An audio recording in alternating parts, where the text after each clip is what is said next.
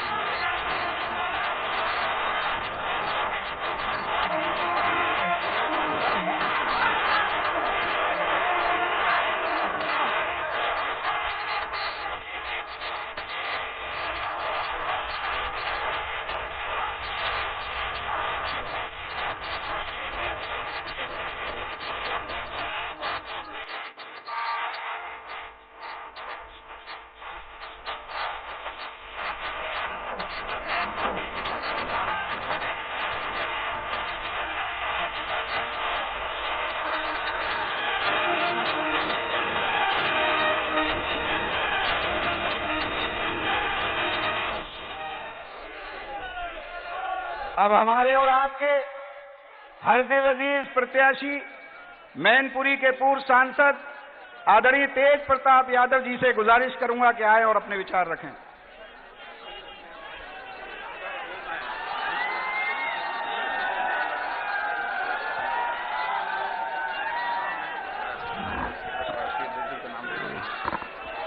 आज की इस चुनावी सभा की अध्यक्षता कर रहे परम श्रद्धेय प्रोफेसर केसी यादव जी, मंच पर उपस्थित समाजवादी पार्टी के सम्मानित राष्ट्रीय अध्यक्ष जी, मैनपुरी से सांसद आदरणीय डिंपल जी, समाजवादी पार्टी के वरिष्ठ नेता आदरणीय रामजीलाल सुमन जी, पूर्व विधायक आदरणीय सोबन सिंह जी, देवेश शाक्य जी, सर्वेश अंबेडकर जी, नवल किशोर शाक्य जी, प्रभारी चंद्रदेव राम जी और सभी मंच पर उपस्थित समाजवादी पार्टी के सम्मानित नेता विधायकगण और इस कार्यक्रम में उपस्थित सभी हमारे समाजवादी पार्टी के नेता, पदाधिकारी, युवा साथी और सम्मानित बुजुर्ग, आज मैं आपके बीच में समाजवादी पार्टी के प्रत्याशी के रूप में इस आगामी विधानसभा के उपचुनाव के लिए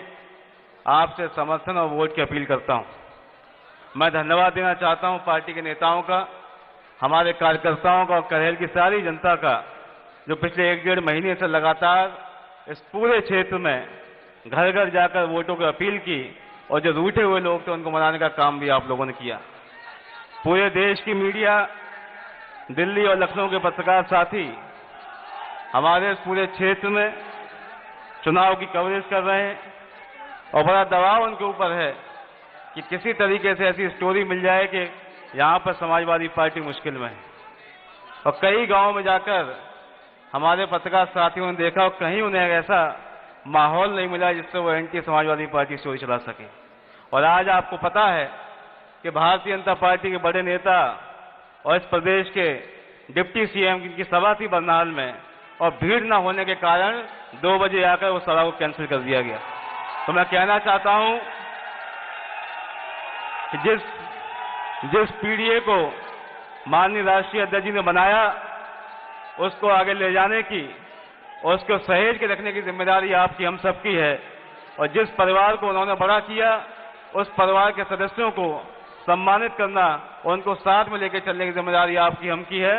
और अगर हम लोग ये कर लेंगे तो निश्चित तौर पर इस पीढ़ी परिवार को हम लोग और बड़ा कर सकते हैं और तभी हमारा सपना पूरा होगा 2027 में समाजवादी पार्टी की सरकार बनाने का और राष्ट्रीय अध्यक्ष जी को इस प्रदेश का मुख्यमंत्री बनाने का। तो मैं आए हुए सभी साथियों का धन्यवाद देता हूं और उम्मीद करता हूं कि 20 तारीख को आप लोग भारी संख्या में मतदान करके और भारी बहुमत से समाजवादी पार्टी को विजयी बनाएंगे। आपका बहुत बहुत आभार, धन्यवाद। जय हिंद, जय समाजवाद, नेताजी अमर रहें।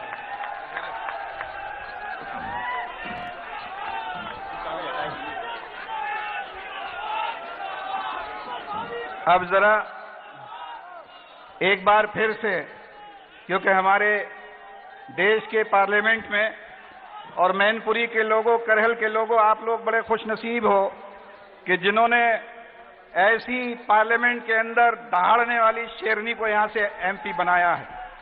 मेरी मुराद है आदरणीय डिंपल यादव जी से कि आएं और अपने विचार रखें।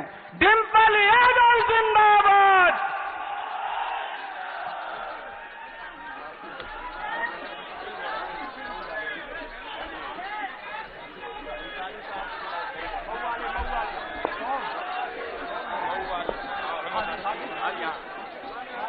आज की इस सभा के अध्यक्षता कर रहे प्रोफेसर केसी यादव जी, हमारे बीच में उपस्थित समाजवादी पार्टी के राष्ट्रीय अध्यक्ष जी, हमारे प्रत्याशी माननीय तेज प्रताप सिंह यादव जी, हमारे जिला अध्यक्ष आलोक साक्य जी,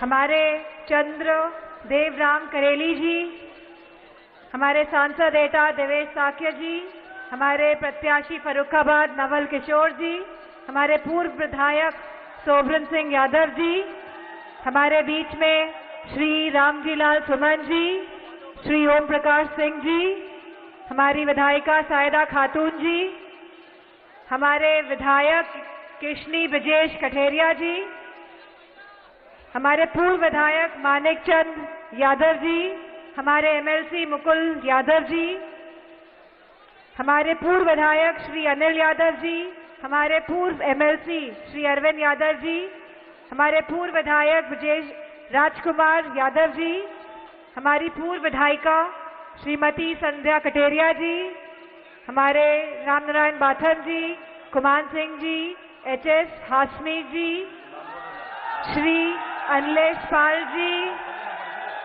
रिभू श्रीवास्तव जी, ज्योति मेसी जी और मंच पर उपस्थित सभी समाजवादी पार्टी के नेतागण, हमारे छोटे मंच पर उपस्थित सभी हमारी समाजवादी पार्टी की कार्यकर्ता और सभी युवा कार्यकर्ता और करहल विधानसभा से आए हुए सभी आदरणीय बुजुर्गजन और हमारे सभी युवा साथी, हम सभी जानते हैं कि उपचुनाव होने जा रहा है करहल विधानसभा का और उस 37 सांसद में भी सबसे ज्यादा वोटों से मैनपुरी की लोकसभा ने जिताने का जो कार्य किया है। तो मैं आप सबको बहुत बहुत धन्यवाद और आभार प्रकट करती हूं। यह चुनाव जो होने जा रहा है ये सरकार बनाने वाला चुनाव नहीं है, लेकिन कहीं ना कहीं यह चुनाव पूरे प्रदेश और देश में संदेश देने का चुनाव है। जहां पहले ये लगता था कि भारतीय जनता पार्टी को हरा नहीं सकते हैं, लेकिन 2024 के जो चुनाव हुए हैं उससे ये बात साबित हो गई है कि समाजवादी पार्टी को हराया जा सकता है। और जितनी भी प्रशासन का प्रयोग ये लोग कर ले, लेकिन समाजवादी पार्टी भारतीय जनता पार्टी को हरा सकती है। मैं आप सबसे यही आग्रह करूंगी, क्योंकि जहां यहां चुनाव खत्म होगा वहीं पे 25 नवंबर को लोकसभा भी शुरू हो जाएगी और कहीं ना कहीं चर्चा का विषय करहल की विधानसभा रहेगा। तो जिस तरह आप सब ने एक साथ मैनपुरी से ऐतिहासिक जीत दिलाने का काम किया था। मुझे पूरा भरोसा है कि करहल के सभी हमारे युवा कार्यकर्ता, सभी आदरणीय बुजुर्गजन और माताएं बहनें इस बार भी इतिहास रचने का काम करेंगे। इन्हीं शब्दों के साथ मैं आए हुए सभी आदरणीय बुजुर्गजनों का, सभी युवा साथियों का बहुत बहुत धन्यवाद और आभार कहना चाहूंगी। धन्यवाद।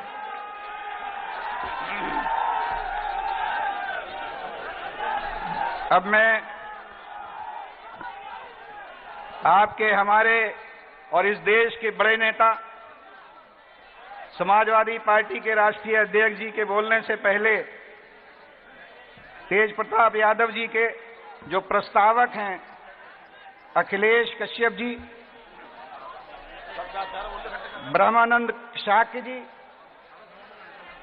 अहिबरन सिंह जाटव जी, शैलेंद्र सिंह प्रधान जी, रामजी लाल यादव प्रधान जी, दलवीर पाल प्रधान जी, विदेश यादव प्रधान जी, कृपाल सिंह जी, सूरज सिंह यादव जी, विजेंद्र सिंह यादव जी, यहां आ जाएं सब लोग।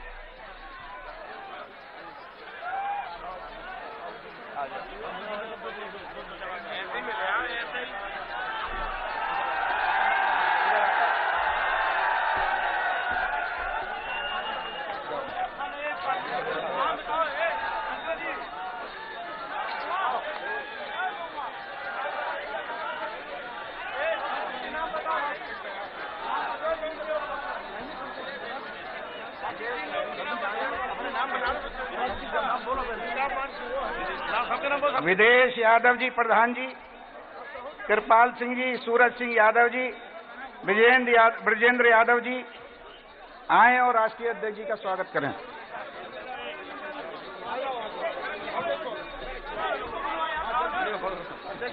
जल्दी से आ जाइए। आजा ठीक है, आजा ठीक और ठीक है। प्रोफेसर आदरणीय केसी यादव जी, मंच पर उपस्थित यहां से सांसद डिम्पल यादव जी, पार्टी के हमारे जिला अध्यक्ष आलोक साखी जी, चुनाव के प्रभारी चंद्रदेव करेली जी, पूर्व मंत्री साहब, हमारे साथ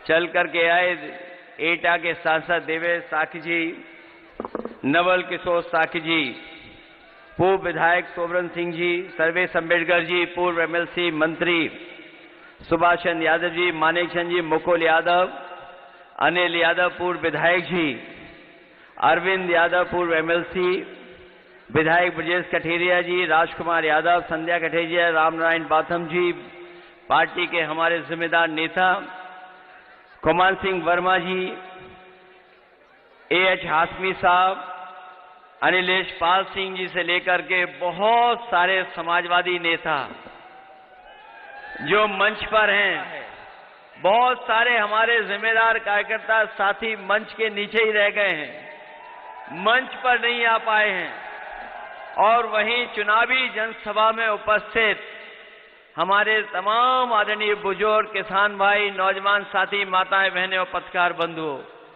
मैं सबसे पहले करहल विधानसभा के एक एक मतदाता का बहुत बहुत धन्यवाद और आभार प्रकट करना चाहता हूं। मैं अभी आदरणीय रामजिया सुमन जी को भी सुन रहा था और बहुत सारे साथियों ने भाषण दिया होगा, बहुत सारी अपील आपसे की होगी, लेकिन ये करहल की जनता और आसपास की ये जनता जानती है, और सबसे ज्यादा जानकारी अगर कोई रखता है तो सरकार के लोग रखते हैं जानकारी। सरकार के लोगों ने पहले ही मान लिया है कि करहल वो जीतने वाले नहीं हैं, और जहां जहां मैं होकर के आया हूं और जिन जिन विधानसभाओं में उपचुनाव हो रहा है, अगर हम प्रतिशत के हिसाब से जीत को माने तो 100% समाजवादी पार्टी और इंडिया गठबंधन सीटें जीतने जा रहा है। और अगर गिनती के हिसाब से मैं कहूं तो इस उपचुनाव में 9 की 9 इंडिया गठबंधन और समाजवादी पार्टी जीतने जा रही है।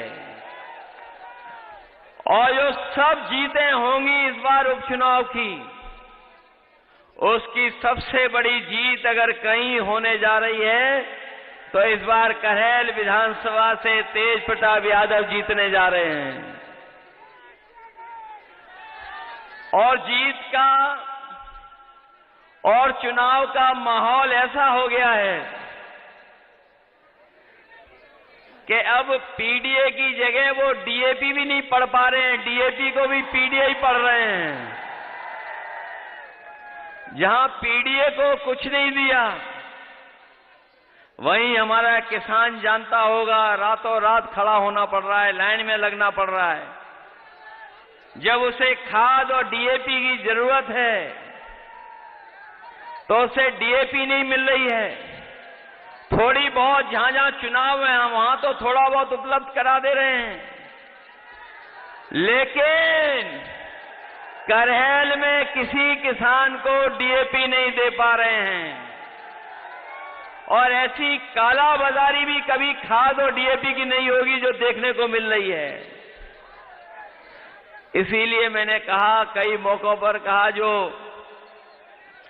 पीडीए का फुल फॉर्म बताते हैं कम से कम डीएपी का भी फुल फॉर्म बता दें। वो जो पीडीए के बारे में जगह जगह जानकारी दे रहे हैं वो कम से कम डीएपी की भी जानकारी दे दें। पहले तो ये लोग, बीजेपी के लोग, केवल बोरी में चोरी कर रहे थे, अब पूरी की पूरी बोरी चोरी हो रही है, बोरी मिली नहीं किसी को। और जब हमारे किसान को सबसे ज्यादा जरूरत है खाद की, डीएपी की, उस समय ये सरकार उपलब्ध नहीं करा रही है। और ये सोची समझी रणनीति है उनकी, भारतीय जनता पार्टी की, क्योंकि जिस तरीके से ये जो साइंस है, हमारा किसान पढ़ा लिखा हो ना हो, लेकिन वो समय और मौसम के हिसाब से अपनी फसल को तैयार करता है। इन्हें सब कुछ पता था कि अभी किसान को सबसे ज्यादा खाद और डीएपी की जरूरत पड़ेगी। उसी समय डीएपी और खाद उपलब्ध नहीं है पूरे उत्तर प्रदेश में। ये जानबूझ के कर रहे हैं, और जानबूझ के इसलिए कर रहे हैं जिससे कि हमारी पैदावार अच्छी ना हो। और जब पैदावार अच्छी नहीं होगी तो ये भारतीय जनता पार्टी अपने उद्योग, जो बड़े बड़े कारोबारी हैं, उद्योगपति जो मित्र हैं, उनसे बाहर से मंगा करके अनाज हमारे पूरे बाजार से मुनाफा कमाना चाहते हैं। ये डीएपी खाद इसलिए नहीं उपलब्ध करा रहे हैं क्योंकि बीजेपी के लोग अपने उद्योगपति मित्र से बाहर से चीजें मंगाएंगे। जब पैदावार कम हो जाएगी तो ये चीजें बाहर से मंगाई जाएंगी, उन्हीं के मित्रों को मुनाफा होगा। और आज जब हम लोग बाजार देखते हैं तो महंगाई कहां पहुंच गई है।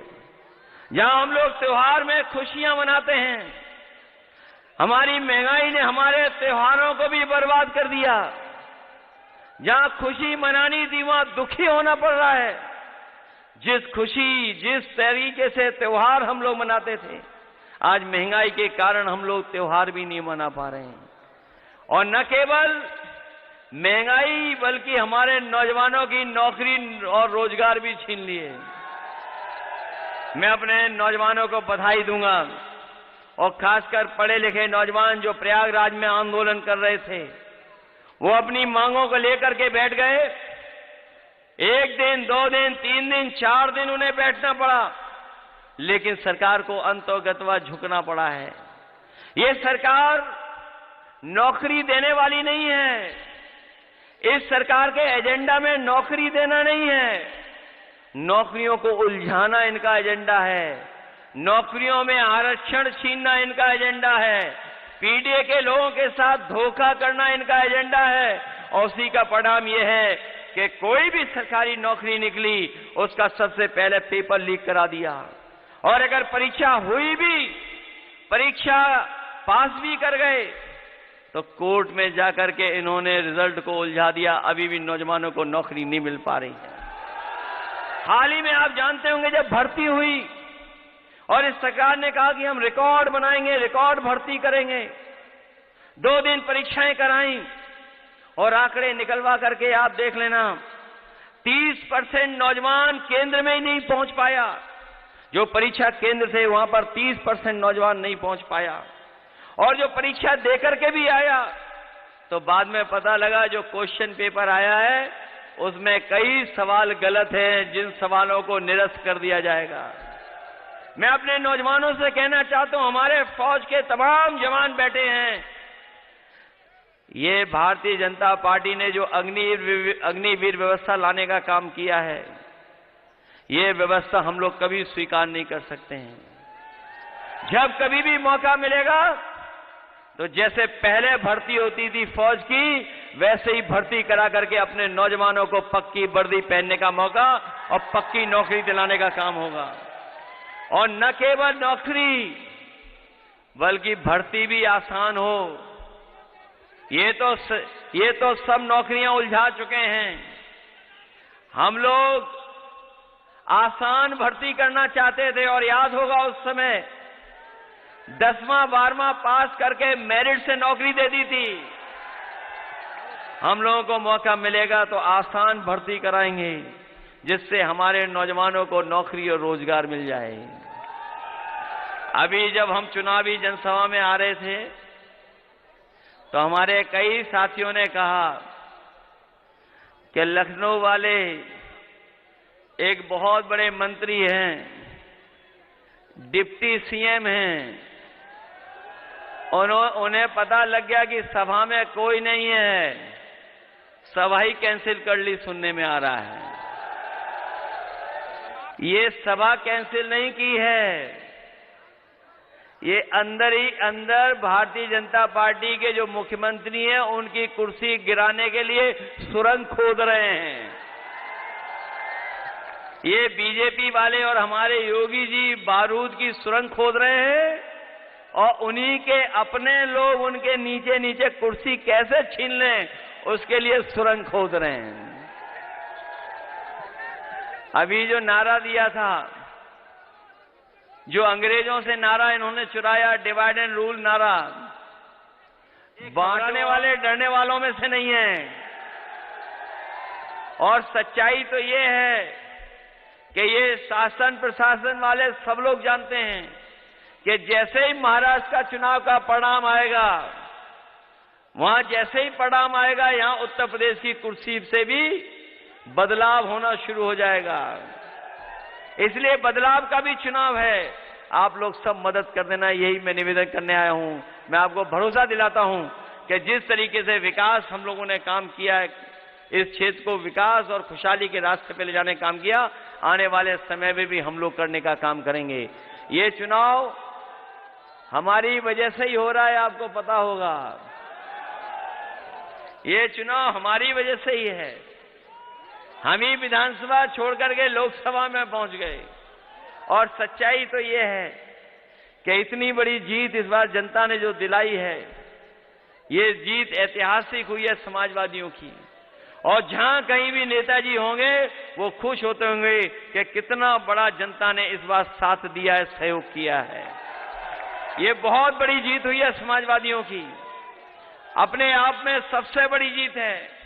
न केवल जीत हुई है, देश की तीसरे नंबर की पार्टी बनी है, तीसरे नंबर की पार्टी है।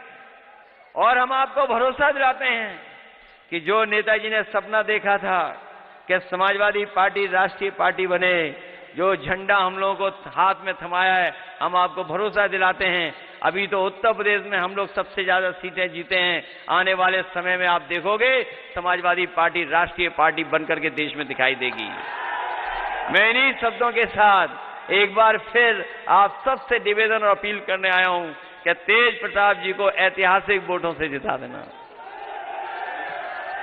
जिताइए।